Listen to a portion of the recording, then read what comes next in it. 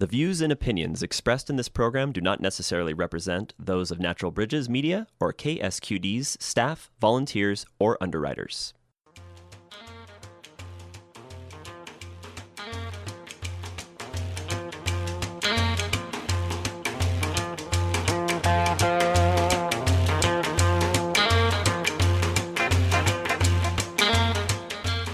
Hello and welcome to Talk of the Bay. I am your host, Len Beyea. And with me today is David Thiermann.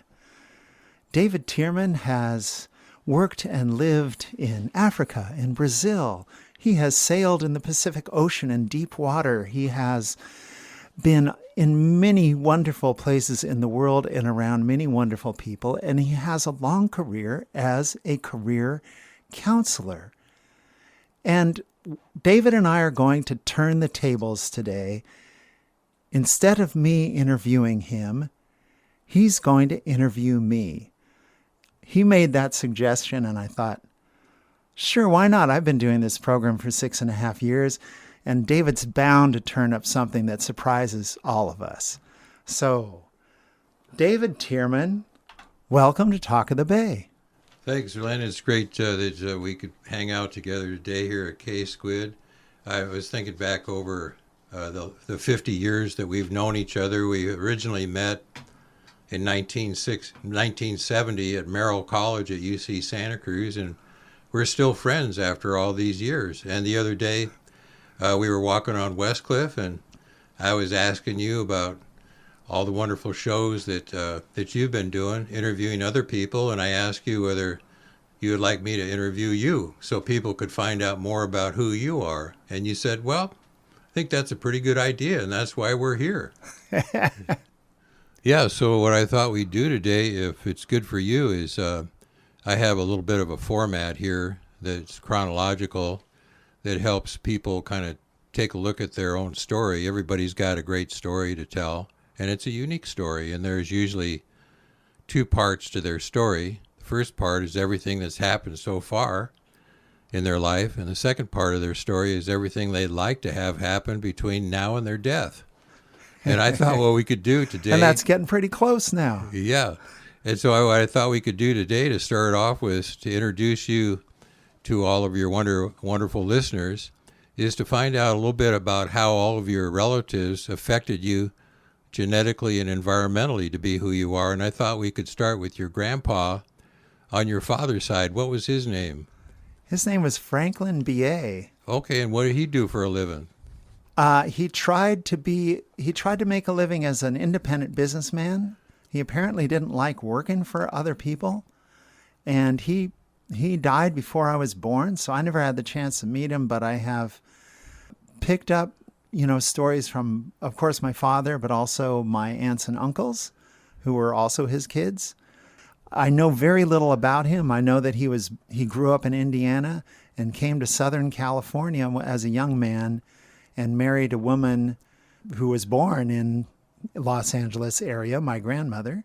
And my father was the oldest of six, so he was the one my grandfather sent to work starting at age 10 to go earn wages, while he himself attempted to start a number of businesses, one after the other. And I guess I could give you two accounts. One is one time for July 4th, he thought it'd be a great idea to sell fireworks. So he bought a truckload of fireworks and erected a little fireworks shed, not that different from the kind we see nowadays in places where you can buy fireworks, and had up the red, white, and blue signs and the whole 9 yards. Well, while they were setting up and they had all the fireworks in boxes stacked in the back, some kids came into the booth and somehow lit off some of the fireworks, which lit off the rest of the fireworks. And this was along about June 28th or something. The whole lot went up in flames, and everybody ran to get out of there because it was quite the explosion. And so much for that investment. Meanwhile, my father remembers working, doing very menial jobs, especially when he was younger, earning 10 cents an hour kind of stuff. But my grandfather did have some success, moved the family for a period of years to Tucson, Arizona. And he bought a truck, and he started a freight business between Mexico and Arizona. And he was hauling freight back and forth, trade items across the border. And he was doing well with that, and the family was doing well. And he got to a point where he could buy a second truck, and he hired a second driver. And they were doing really good then, because he was getting, he's paying his driver wages, but he's getting all the profit on his other driver's work as well. So things were booming right along, and he was starting to make plans to buy a third truck. And they were going to go down into Mexico and get some kind of a cargo. And for whatever reason, I think because he was dealing with some other money matters locally, my grandfather hired a second driver so that because he wasn't available to drive on that trip. The two drivers went down into Mexico, and right then, the Yaqui people in that part of northern Mexico had a rebellion against the government. And kind of caught up in the crossfire, the two trucks got stopped, robbed of their cargo, and the two drivers killed, and the trucks burned. Well, my grandfather lived, but that was the end of that business. So those are some of the things I can tell you about Franklin Beyea. Yeah, Senior. And how about your grandmother on your father's side? What was her name, and what did she end up doing for a living? Her name was Josephine Cook, her maiden name, and I know that a job that she held for many years was she was a cook in the high school cafeteria, the very same high school I went to, Burbank High School, but long before my time. She passed when I was around 10 years old. She had worked in that cafeteria even when the youngest of my aunts was a high school student. So that was something she did. But when she was younger, she had 6 kids to raise, and she stayed at home and did that for the most part. There's a nice old picture of them standing near their home in San Fernando. And my grandmother's in the picture. And my father's the biggest of the kids because he was the oldest. And at the time, there were only 4 kids at the time the picture was taken. But my father is holding a halter of their cow. And the cow is in the picture. And in the background, all you see is trees and farmland because that's kind of how the outskirts of San Fernando were in those days. And, it's just kind of captures a moment of Southern California pre-boom times. There's a bit of a boom with irrigation water coming in from the Owens River Valley, something that's partially dramatized in the film Chinatown. There was a lot of skullduggery going on in Southern California to get water imported to the area so that they could do more agriculture and more real estate development. So that picture was taken before all that came to pass. And, we all have heard of the Great Depression, which, dominated the 1930s, but there are actually some minor depressions or recessions or whatever you want to call them, some economic slumps in the early 20s as well. And my father remembered in that period when he was a boy of about 12, 13, that because nobody could afford to buy anything because the economy was falling apart, the farmers in the area were burning the crops. And he remembers them pouring diesel fuel over the oranges after they'd been picked so they could burn them all up because they didn't want the price to get too depressed by having the market glutted with more than people could buy. Amazing. How about your grandfather on your mother's side? What did he end up doing for a living? Well, my grandfather on my mother's side was born in Russia. He was Jewish, but as a young man, he got special permission from the Tsarist bureaucracy of the time. This is pre-revolution Russia. to live, as they say, outside the pale. You've probably heard that expression. That's outside the pale. Well, it refers to basically the boundary line between the Jewish shtetls, where Jews were segregated, and regular society. Well, he got a permit to live outside of it because he acquired an important work skill. He could print and bind books. So he had a business in a small town about 100 kilometers south of Moscow. And he was like the only printer in that general region. He could print anything, and he could also bind books. So if you wanted to have a book published, he could have all the folios printed, sewn together, and then the folios are put together and glued into a book cover.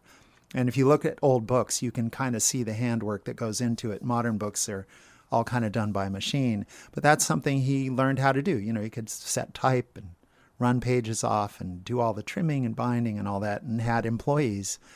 And they did so well at that for a while that they actually had a house with a carriage house and servants' quarters upstairs in this carriage house. And they had people to help clean and, tend to the kids and all that. So for a Jewish family in the old world, that was extraordinary. But that did fall apart, as you might expect. Not the good things don't always last forever. When somebody else set up a printing business in a nearby village who was not Jewish, and most of his business went away. And also there were, in Europe, a lot of people were aware of the tensions between countries. Before World War I broke out, they knew that a war was likely to happen. Like that, this was talk that people talked about. Oh, there could be a war over here with the Austro-Hungarian Empire. It could be over here with the Prussians, or it could be over here with the French. Who knew? But people were nervous about the possibility of war. So between the possibility of war, the knowledge that Jews were getting drafted and sent to the front lines first by the Tsarist government, and the fact that business was starting to fall apart and his ability to make a living and support his family was getting difficult, my grandfather decided to follow the lead of his older brother, who had already immigrated to the United States. And he, with the two oldest children, two girls, my two oldest aunts, managed to get enough money together to take the three of them to the U.S. And to leave a little nest egg for my grandmother until they could get enough money together to bring them all over.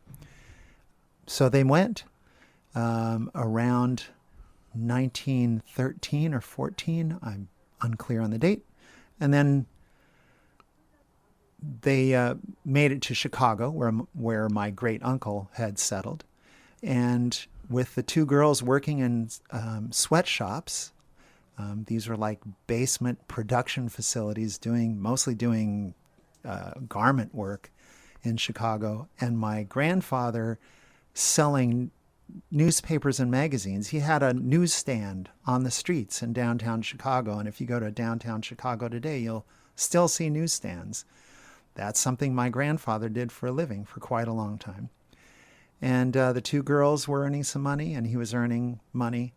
And they managed to get the rest of the family to come right before World War I broke out. And they sailed on a Danish ship, and the Danish were allied with the Germans at that time. So when the news came to the ship that the Germans had sunk a British ship, all the crew members on board cheered. But the family was traveling deck passage. And at that time, the two older girls were already in the U.S. The three kids who had remained with my grandmother, and my grandmother came. She had to bribe a railroad ticket agent to get across a border. She managed to get them to the ship, and they made it across. And then they made it by train from New York to Chicago. And then about 9 months after she arrived in Chicago, my mother was born. So she's the reunion child of my grandparents. And just as an aside, if anyone is familiar with the literature of Shalom Aleichem, who is it's a pseudonym, of course, but he was a famous Jewish writer who wrote in Yiddish, and many of his books published in English ultimately, wrote a story about a rabbi that traveled from town to town, and people would seek him out for advice. That rabbi was my grandmother's father. So there's a little tidbit, right? So these are the threads that enabled me to be reproduced, as it were, here in California, where I was born in L.A. Great. And how about your grandmother on your mother's side? What was her story? Well, I mentioned her father was a rabbi. Yeah. She never got to go to school. My mother thought that was terrible, that, her grandfather never sent the girls to school. The boys all got schooling. The girls never even learned to read. And my mother took it on herself to try to teach my grandmother to read when she was when my mother was probably 12 or 13, and had limited success. But it did help my grandmother able to navigate through stores and the post office and dealing with banks and that kind of thing, that she could read just enough. But she had a very hard time. She never really got good at English. She was fluent in Russian and Yiddish, but she never really, conquered English completely. So my mother grew up in a house where if they didn't want my mother to understand what they were saying, they'd speak Russian. If they wanted her to understand, they spoke Yiddish. But she picked up English very fast, and the two youngest siblings of hers also helped teach her English before she was even out of the house. So she was, that was really, although Yiddish was her first language, she caught on to English early. And my grandmother and my grandfather, after they quit working, moved to Southern California, actually the year before my mother did. My mother was working as a nurse in Chicago, and they came on out before her and settled in sunny paradise of Southern California. And the house they bought became my aunt's house after they passed, and they also passed before I was born. So, yeah. Tell me a little bit more about what your dad was like and what he ended up doing for a living. Oh boy, I don't know. That's going to eat up the whole hour here. I suppose I should pause for a moment and say, you're listening to Talk of the Bay on KSQD. I am the usual host of this program, Len Beyea, but we're turning the tables today. An old friend of mine who is an experienced, among other things, career counselor, David Thiermann, is with me. And David's been asking me questions instead of me asking him questions. So that's what you're hearing. And he just asked me about, we're kind of doing a chronological, I don't know, what is this, Roots program here? Like, what shaped us, I'll have to ask you these same questions someday, because I know enough to know it's a good story, David. But I will answer a bit about your questions about my father. I had mentioned he was the oldest of six. His own father, who scorned working for other people, didn't scorn having his oldest son work for other people. So my father started doing wage work both after school and during summers from the age of 10 on, to basically supplement whatever money his own dad could make or not make, depending on whatever entrepreneurial venture he had jumped into at that time. So my father, because of that, in part, he did every kind of labor you can imagine, and he worked alongside a lot of people who were less advantaged, let's say, than the average white folks. So he developed a great deal of respect for the Californio population, that is, people descended from those who had lived in California when it was part of Mexico, and for Mexicans who had immigrated into California since the gold rush days, when California became part of the United States instead of Mexico. So he always had sympathies with that. I think he was also influenced by his maternal grandfather. His mother's father had been an orphan who ran away from home from an abusive uncle in Ohio when he was a boy, and ended up getting on a wagon train somehow coming across the United States, what's sometimes referred to in the history books as the Bennett train. The Bennett train attempted, thinking it would be a faster route, to cross an area that took them right through Death Valley. And they lost almost all of their animals. They had to abandon most of their wagons and a lot of their cargo. And my great-grandfather himself was left to die, essentially. But he was rescued by some people coming through who happened to be from Hermosillo, Mexico. They were coming through on horseback. And if anybody's studied history of Death Valley, they know that despite its name, people have been traversing the area for millennia, and they knew how to survive the weather there and what to avoid. Well, these folks knew the path and were passing through, found this young man who at that time was maybe 14 years old, took him with them, and he lived in Hermosillo for some number of years. Don't know exactly. No more than 7 years, possibly as few as 2 or 3 years. And he ended up actually making his way to LA when he was a young man. But by that time, he spoke fluent Spanish. He knew a good deal about the history of the area he was living in because he'd heard from people. And one of his personal friends was a man by the name of Tiburcio Vasquez. And if anybody's heard of Tiburcio Vasquez or Vasquez Rock State Park, which is named after Tiburcio Vasquez was a descendant of Californios, people who had been part of the California population before it was part of the U.S. And he was a kind of a Robin Hood character who would hold up stagecoaches and things like that, and would hide out in places where he was hard to find, like Vasquez Rocks. And he hid out in my great-grandfather's house on at least 2 occasions to escape the law with my great-grandfather's permission.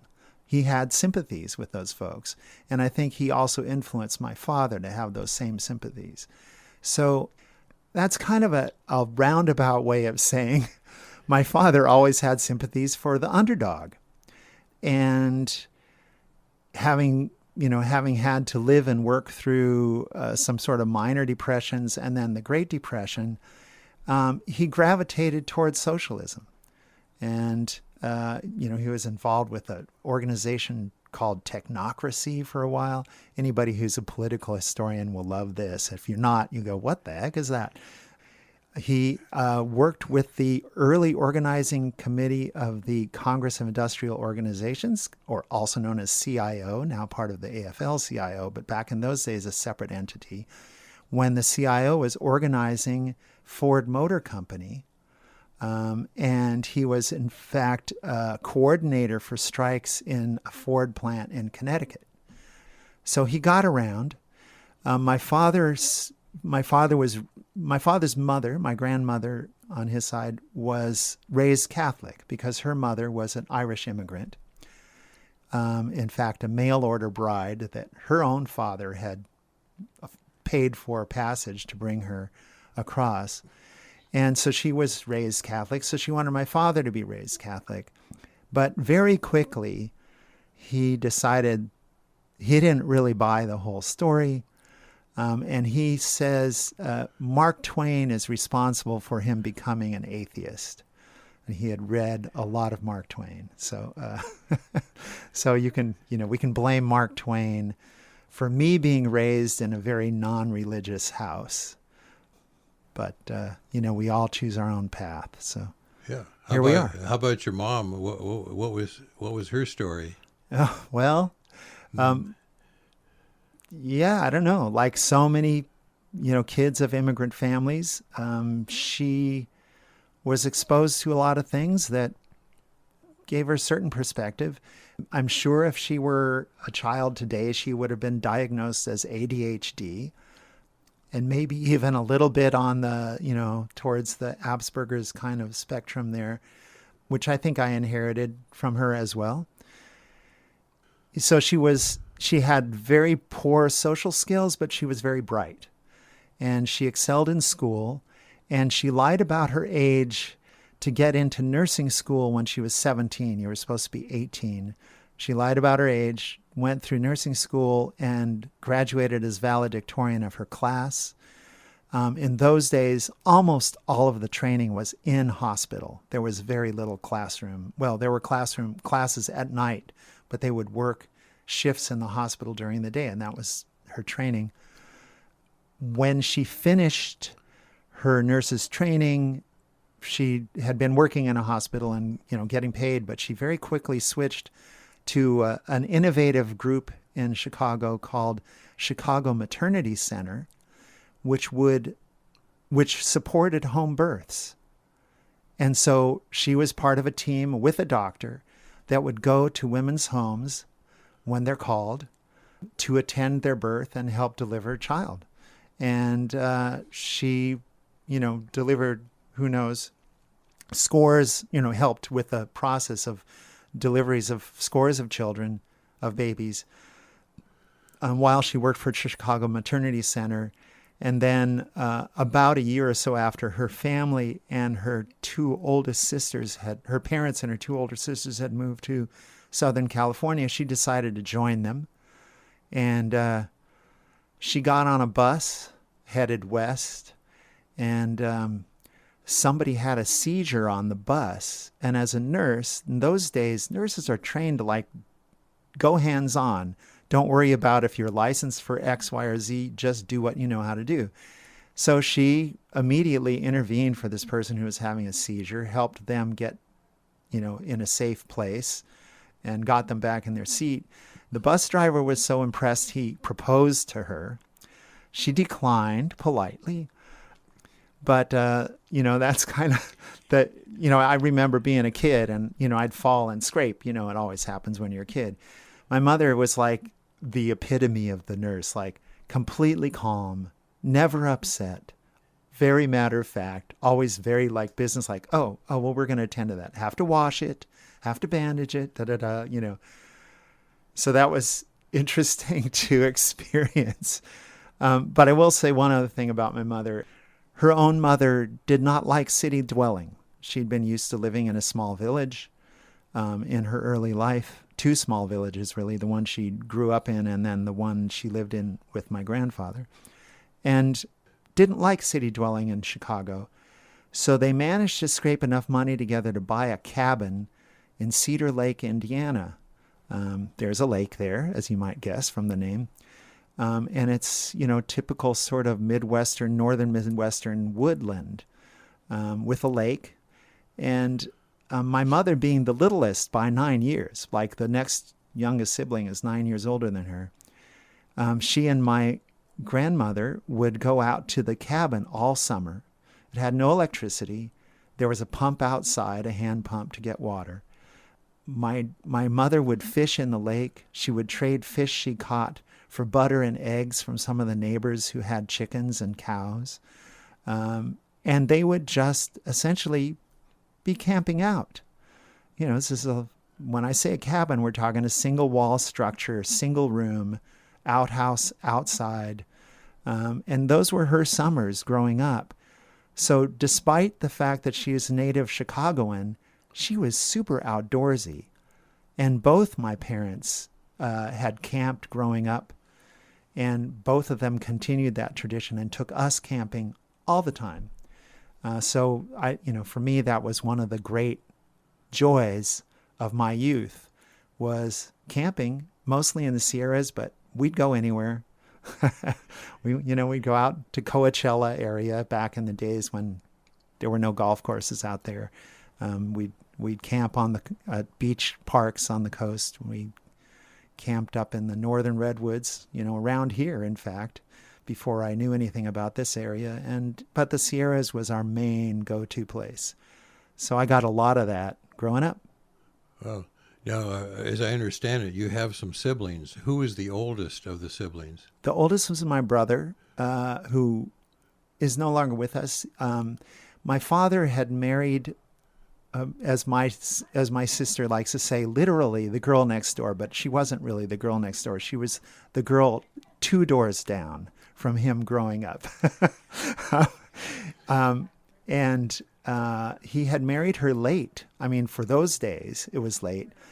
He married her when he was in his mid-20s. His father said, you can't get married. You'll be abandoning your family, because my grandfather was still counting on my father to keep bringing money in. And my father needed to say no, and he did. And he married my brother and sister's mother, who unfortunately came down with breast cancer and died in her early 40s. So then my father remarried my mother very shortly after the death of his first wife. And a little over a year later, I came along. So, but I grew up, being the youngest, I never thought of them as anything but my brother and sister, because they were permanent. Like, they were never not there as my brother and sister. But technically half brother and half sister. And then my brother actually died of multiple myeloma in 2006. So I have now outlived him by almost 8 years, and miss him terribly. He was a brilliant person, and did a lot for me that my parents were not capable of doing in terms of helping me grow up.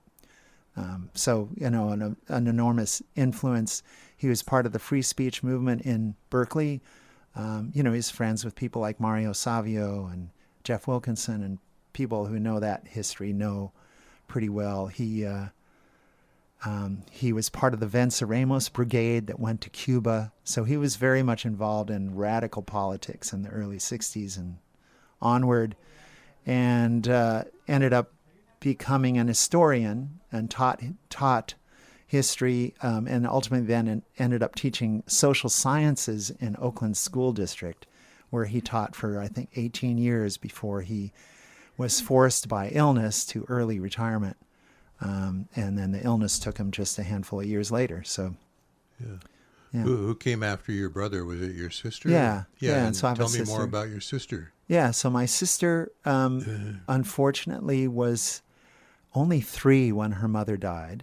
And, nowadays, if you're circulating around Santa Cruz, there's counseling of all kinds. There's grief counseling. There's grief workshops. There's grief yoga. People are working to help people learn how to grieve, because we've kind of lost that capacity through, the colonial adventure in North America, I'll say. But back in those days, boy, my parents had no idea. My father had no idea how to approach the situation. But there's this little 3-year-old who's just lost her mom. And I think she struggled a lot because of that growing up. And she and my mother never got along. Part of that is, as I said, my mother lacking in social skills, but also just the circumstances of her coming on the scene so shortly after my sister's mother died. So, but my sister is a wonderful person, and we still have wonderful conversations on the phone when we can. She lives in Philadelphia now, and which is where her son and daughter-in-law and one of her grandsons live. She's a really loving, special human being. She's retired from nursing. She worked also as a nurse for a really long time, including she worked for Shriners Hospital, which if you don't know about it, is a children's hospital for kids with terrible diseases. She worked in San Francisco General Hospital, which is the hospital in San Francisco that gets the poorest of the poor. And she worked as a nurse in the clinic at San Quentin Prison. So she had some amazing experiences doing all that kind of work.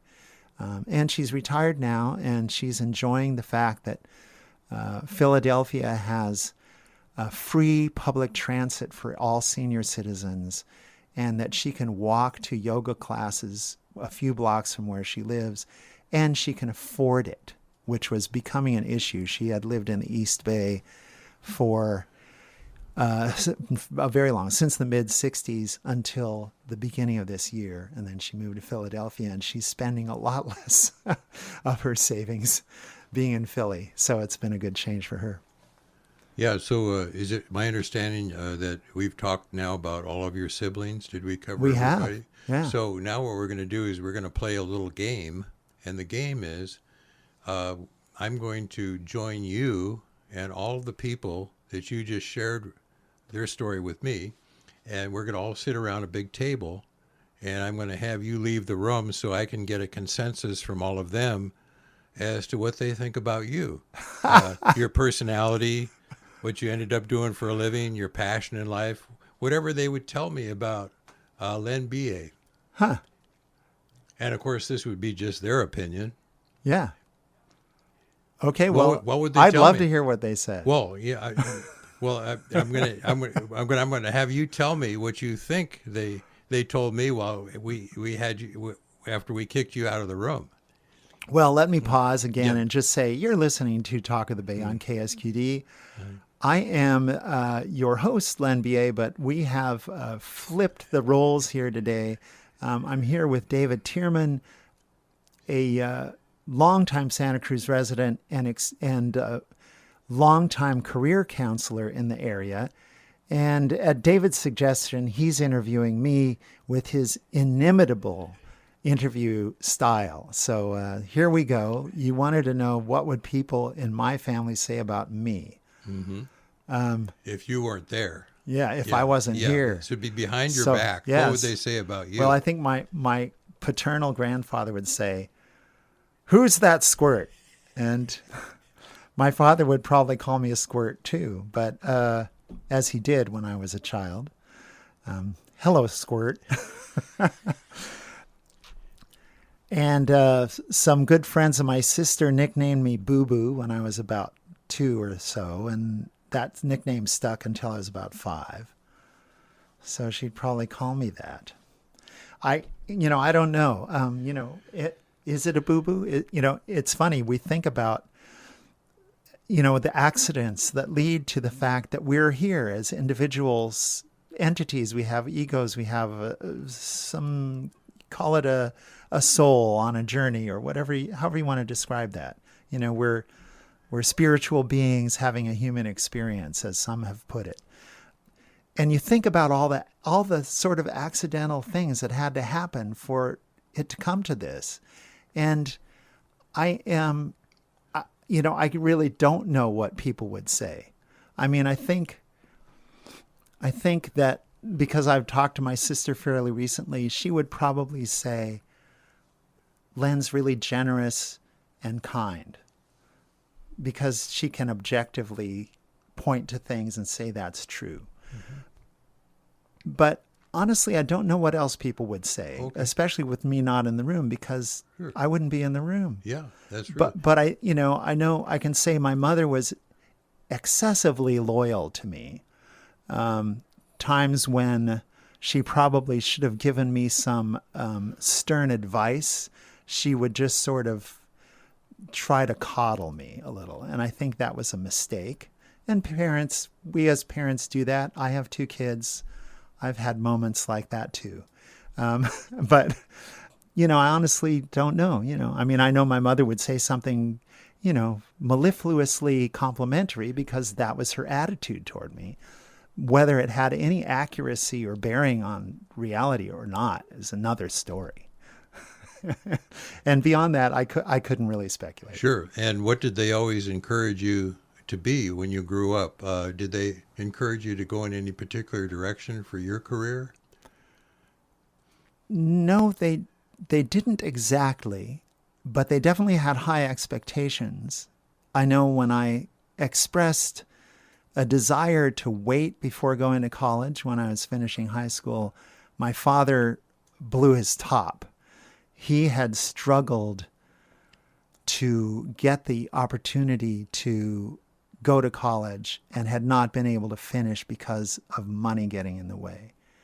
And he was absolutely adamant that all of us were going to go to college because we could, and we weren't going to pass up that opportunity. And So, I know that kind of expectation was there.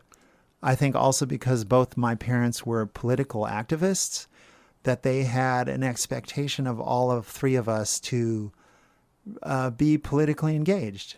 And I have a little more ambivalent relationship to activism than they did. But I tried to kind of follow their lead. And of course, there does come a point where once you know something, you can't forget that you know it. And so I have continued to be politically engaged, if not exactly fulfilling their ideals of activism. What would they tell me as you were growing up? What your passions in life were? What did you seem to be motivated by? Well, I know my father. At first, I don't think he cared, but at one point he started to encourage me when I took an interest in acting and theater, which I did through junior high and high school and dabbled with. I did not do it at all seriously in college, but I, did some improv work and a couple of community things.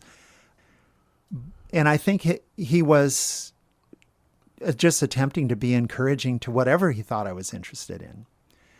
And I ended up, on a different path in terms of my degree and my career. But every step of the way, I felt like in some ways I was falling short of their expectations, but in other ways they were consistently encouraging. So, I have to kind of balance those two together. Yeah, you bet. I wanted to ask you some questions off this wonderful sheet that you gave me before our interview, and it says right here, how did you become an interviewer at KSQD? Yeah, I had been involved in a community group, an ad hoc group that had been trying to intervene in the affairs of KUSP when it was in very serious financial decline. And we had at first tried to, get the station to do things and bring support from the community to help them do certain things that would help them get out of the financial pickle they were in. That was unsuccessful. They did eventually go bankrupt, as anybody who's lived here long enough to remember KUSP knows. But a lot of people who had worked with KUSP and people who supported community radio wanted to see another community station born. So I was in those meetings and contributed a little bit of money here and there. It came to pass, not really by much effort on my part, but a whole lot of other people put in a ton of effort. Rachel Ann Goodman especially, and Sandy Stone especially, and Howard Feldstein especially, and a whole lot of other people too, which I apologize for not remembering everybody's names on the spur of the moment, but a lot of other people really made it happen, that we were able to purchase a license that was up for sale. The frequency we started on, 90.7, was once a Christian station, and people worked really hard to get it together. It took a long time to negotiate a rental deal for our transmitter, which is located on the UCSC campus, our 90.7 transmitter. And then the station took off, and we were all invited, all the supporters who'd been supporting the effort along the way were invited to make proposals for shows. And I proposed a show that I imagined as an interview show called Origins and Connections, because I'm really interested in ancient history and the roots of things. And they said, well, this is a really nice proposal, but we're going to run Talk of the Bay 4 nights a week, and we need more hosts. Would you be willing to host Talk of the Bay? And I said yes. And so that's how I got to be here. Yeah. How long have you been doing this particular program now? 6.5 years. Wow. And a little more now. And what's the role of the station like KSQD and of programs like yours in society? Well, I think everybody who has been around the United States for a few years now and understands, especially if you tune into social media or radio or television or streaming services, you know how big a role media plays in our culture. It's been said that Americans are the best entertained and the least informed people in the world. And, we're right now seeing a lot of movement at the national level to suppress what you might call a free press. People are getting sued because somebody doesn't like what they said about a political figure or another, which seems kind of insane to me, because if you can't criticize or make fun of public officials, they shouldn't be public officials. But the role of the press was understood by the founders of this country as being absolutely critical, because it was a way to spread the word about what you find out if you are watching what the government does. It's the primary means to get the information out about abuses of power and corruption. And without it, the abuses of power and corruption just go on with impunity, and in many cases, nobody even knows. We're at a state in the country now where the major media companies have consolidated down to just a handful of giant corporations who have mixed interests. They're not just doing media. They're not just doing news. They have their fingers in a million pots, so they're very wedded to the economic status quo. And even within that, there's sort of what I'll call milquetoast journalism that comes out of the major corporate media is being attacked. And when you have something like KSQD, we don't have a news staff. We don't have journalists working here. We have, practically nobody is paid.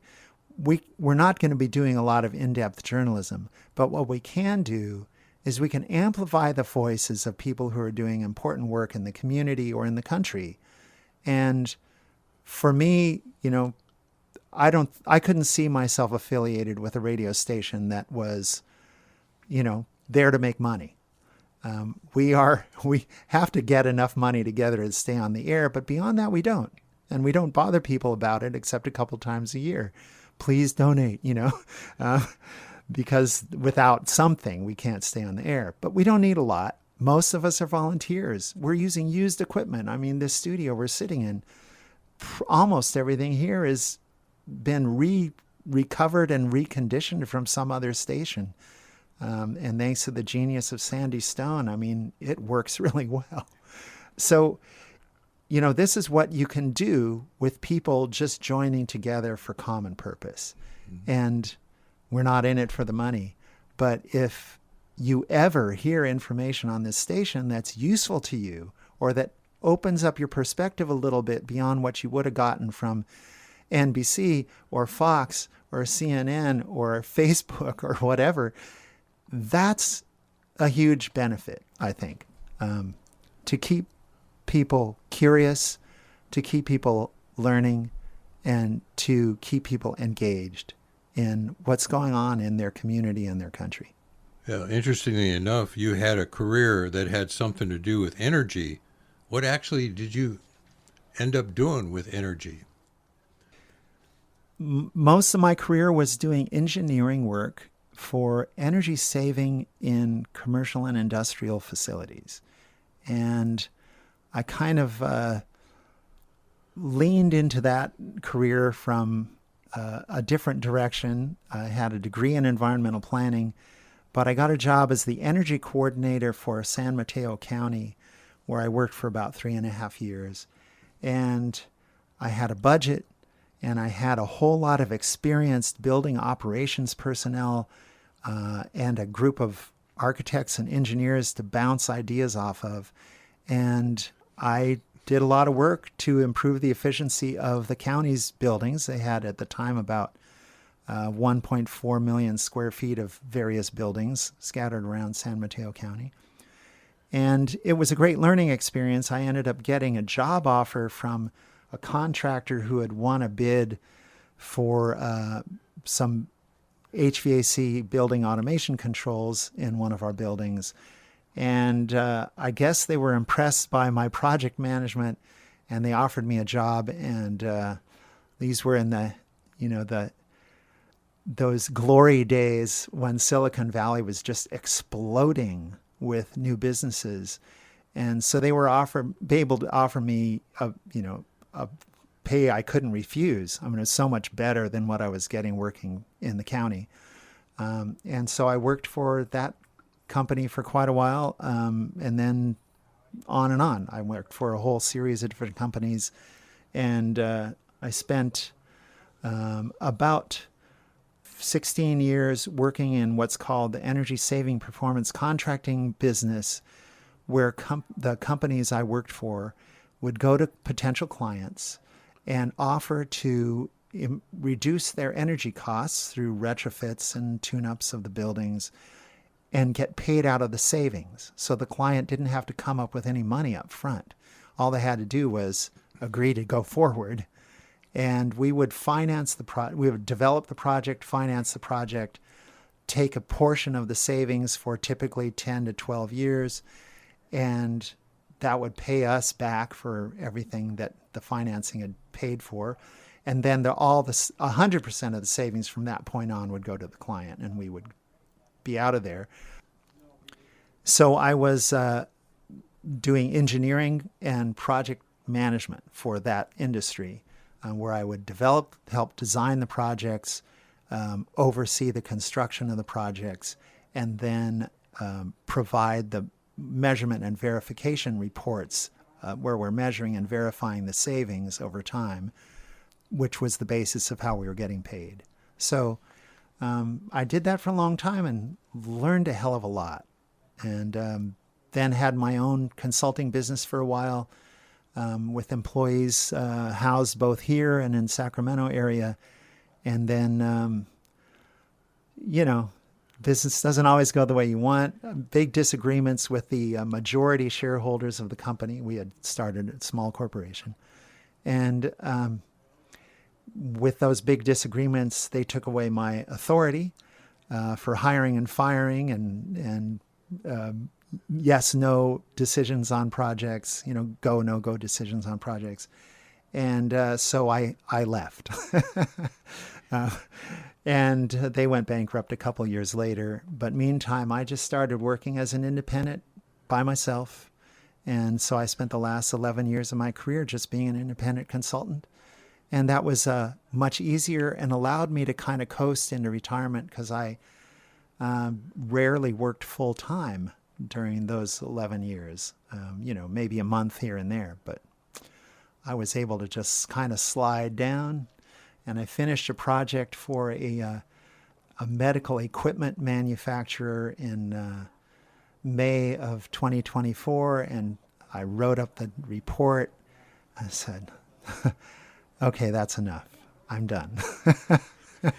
That's great. Do you feel like you accomplished a lot in your work? That's a difficult question. I'll say what has been accomplished in the field, as in the industry as a whole, is we've learned a lot about efficiency. We know how to make buildings more efficient. We have saved our clients a significant amount of money. Did everything we do work indefinitely, permanently? No. Did we make a difference in terms of the energy picture for the nation or the world? I'd have to say generally no. I mean, if you look at our energy use per unit of gross national product, right? Kind of looking at the relationship of energy use to economic activity. Our energy use per unit of economic activity has gone down, which shows that we have made the economy more efficient. But our total energy use has continued to climb. And in fact, with the growth of enormous data centers many of them primarily there to feed the AI monster, our energy use as a nation is climbing steeply right now. So my ideal when I entered the field that, we were going to make the United States a lean and mean, energy machine where our per capita energy use could drop down more towards the world average instead of being the highest in the world, hasn't happened. We're still the highest in the world per capita of energy use. And there's a lot of things that go into that. But, I think primarily it's the nature of a modern industrial capitalism that any money you save by reducing your energy use goes into buying something else or building something else, which adds to the energy use. Because every object in the world every manufactured thing is embodied energy. It takes energy to make it, to extract raw materials or grow them, and then to turn it into whatever it is that you're using. That is all a huge energy equation there. And so the embodied energy of all this stuff that, you see, dumped at the loading docks of thrift stores, that's all just burning up energy, most of which still to this day is fossil fuels. So in that sense, I'd say no, but we did learn a lot. Oh, and we're out of time. Oh, okay.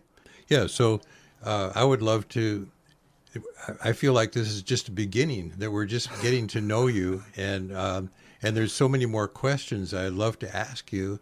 And I would love to continue to chronologically do your whole life all the way up to present time.